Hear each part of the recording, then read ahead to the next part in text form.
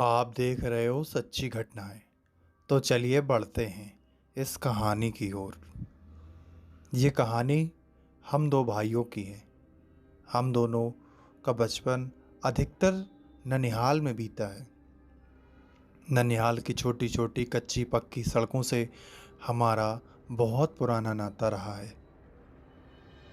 हम दोनों भाई अक्सर अपनी गाड़ी से, मोटरसाइकिल और साइकिल से दूर दूर के गांवों में घूमने निकल जाया करते थे। आसपास के सभी लोग हमें बहुत जाना पहचाना करते थे। तभी हमारे एक पड़ोस के गांव में एक शादी का कार्यक्रम था। हमारे ननिहाल से नाना नानी पूरा परिवार गया हुआ था। उसी शादी में हम दोनों भाई भी पहुंच गए थे। पारिवारिक कार्यक्रम होने की वजह से हम लोग लगभग 7 बजे कार्यक्रम स्थल पर पहुंच गए थे।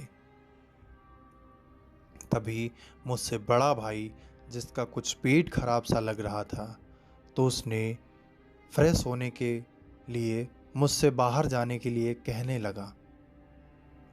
तभी हम दोनों भाई वहाँ से निकलकर एक बाग में पहुँच जाते हैं।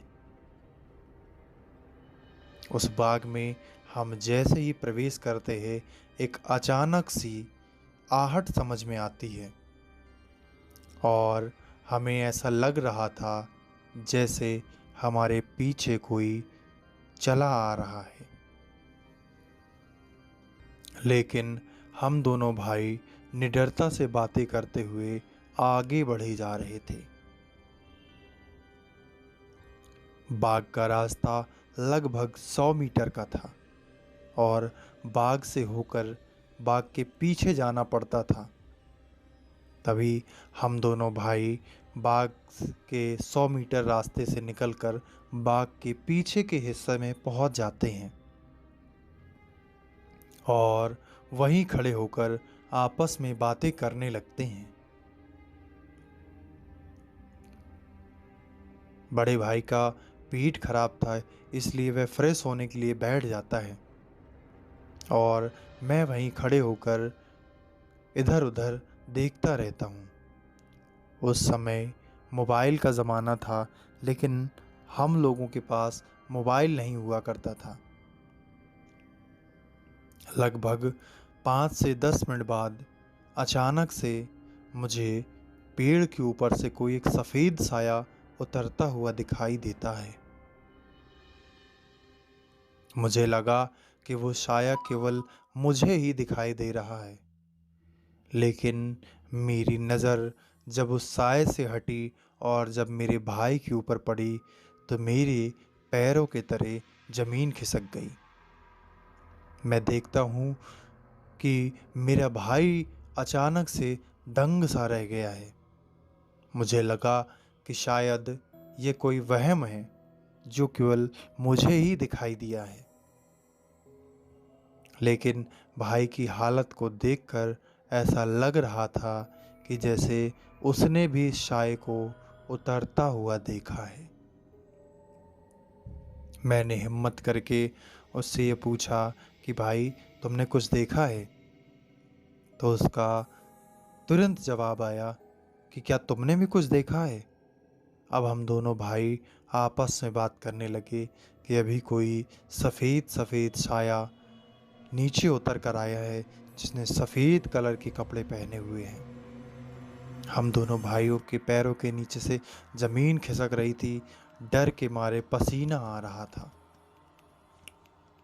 और डर इस बात का भी था कि हम दोनों की बाइक रोड के उस पार थी, यानी बाग के उस पार थी। हमें फिर से 100 मीटर का रास्ता पैदल ही तय करना था।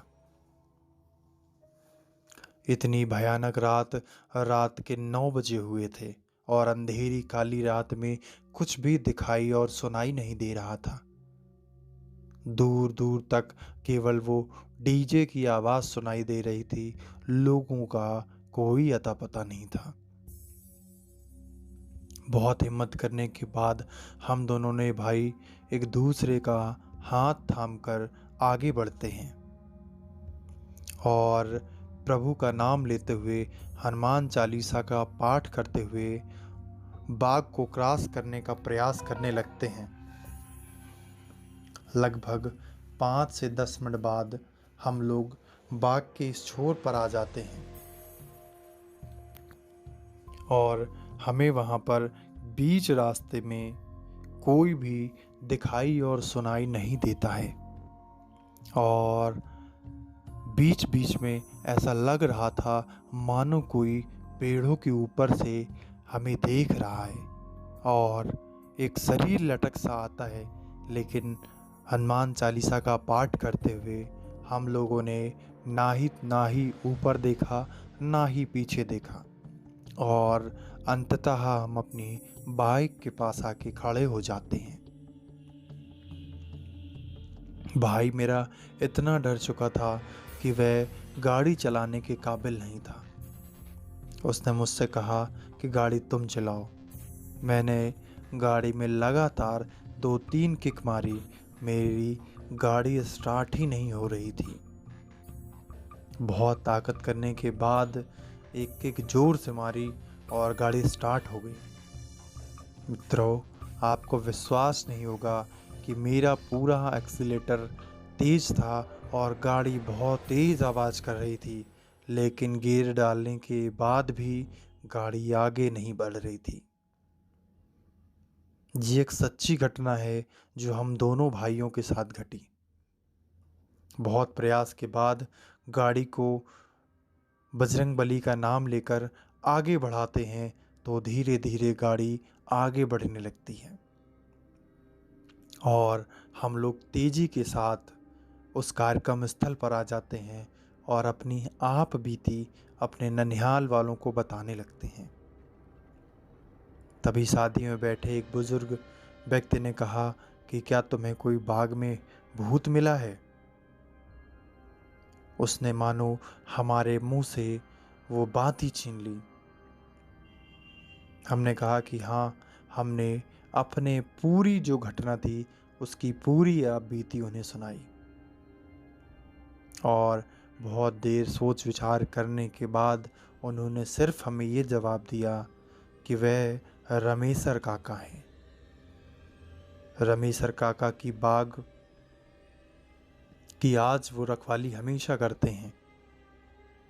रमेशर काका गांव के उन व्यक्तियों में थे जो बहुत ही नेक और स्वच्छ छवि के थे।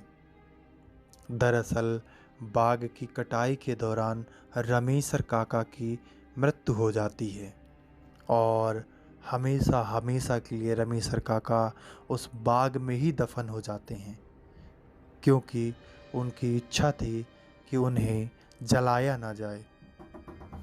हम दोनों के साथ साथ गांव के सभी लोगों को यह घटना अब